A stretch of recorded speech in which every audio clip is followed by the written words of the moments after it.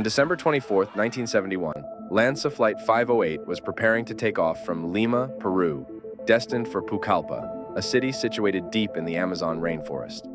Among the 92 passengers were Juliane Koepcke, a 17-year-old girl, and her mother, Maria Koepcke. They were traveling to visit Juliane's father, Hans Wilhelm Koepcke, a renowned zoologist who was working in the rainforest. Juliane herself was no stranger to the wilderness, having spent much of her childhood at her parents' research station. As the plane ascended into the sky, everything seemed normal. However, about an hour into the flight, the aircraft encountered a severe thunderstorm. Lightning struck the plane, causing catastrophic structural failure. In a matter of seconds, the aircraft began to disintegrate.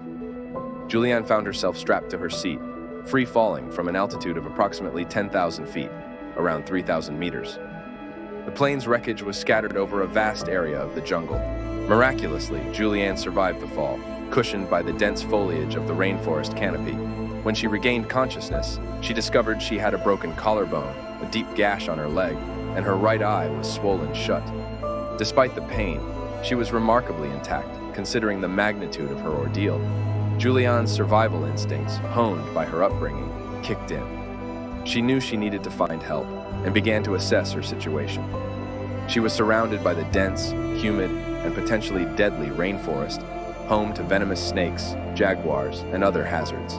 She had no food, and her only sustenance was a small bag of candy she found in the wreckage.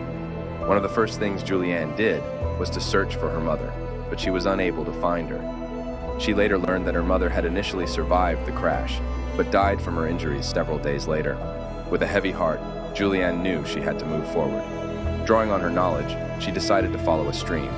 Her father had taught her that streams often lead to rivers, and rivers lead to civilization. For 10 harrowing days, Juliane waded through the stream, constantly alert for potential dangers. The jungle was unforgiving. She had to deal with insects, some of which laid eggs in her wounds, causing painful infections. She also had to avoid dangerous wildlife and endure torrential rains. Each night, Juliane would find a relatively safe spot to rest, often plagued by the fear of what the darkness might bring.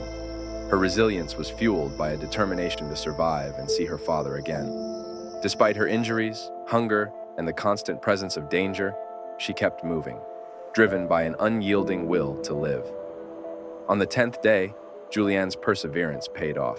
She stumbled upon a small hut used by local lumbermen. The hut was deserted, but it provided her with temporary shelter. She found some supplies, including gasoline, which she used to clean the maggots from her wounds, a painful but necessary procedure. Juliane waited in the hut, hoping for the return of the lumbermen. 2 days later, they arrived. The men were initially startled and skeptical of her story, but her appearance and injuries left no doubt. They gave her first aid and took her to the nearest village. From there, Juliane was transported to a hospital where she was finally able to receive proper medical treatment.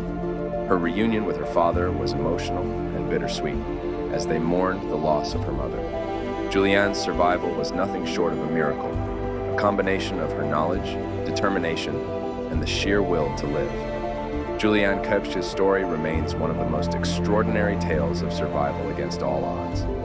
It highlights the incredible resilience of the human spirit and the importance of preparedness and knowledge in facing life-threatening situations.